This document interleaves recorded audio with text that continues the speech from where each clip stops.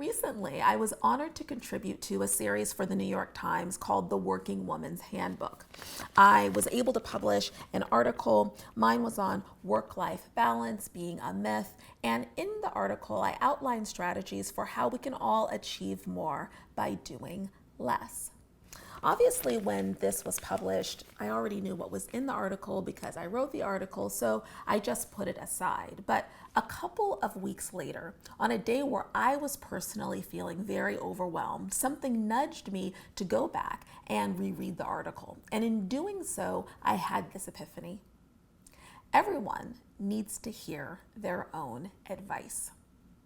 So in the piece, I outline how to manage the overwhelm of what might be on your plate, but specifically how to shorten your to-do list. And I offer 3 important steps. The first step is to figure out what matters most to you, as in your entire life. This might seem like a very big question to try to tackle, but getting clear about your own priorities is a really important first step in figuring out what should even be on your to-do list. The second step involves figuring out what balls you can drop. Obviously, this is very personal and individualized, so in the piece, I offer a series of questions that any of us can ask ourselves to try to figure out what should be on our to-do list. And there are 4 questions in particular. The first is this an essential task relative to what matters most to me? The second question is, do I do this well with very little effort? Question 3, is this something that can be delegated to another person? Number 4, does this task bring me joy?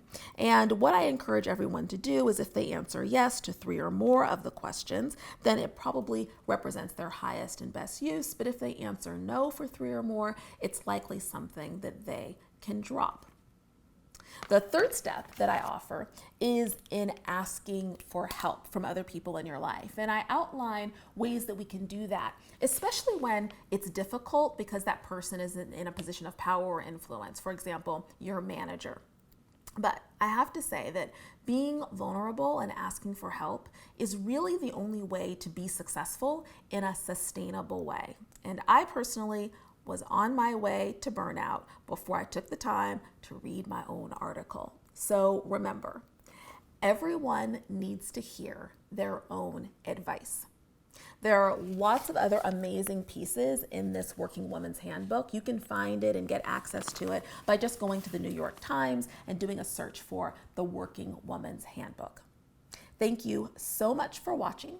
For more Tiffany's Epiphanies insights, just sign up at tiffanydufu.com.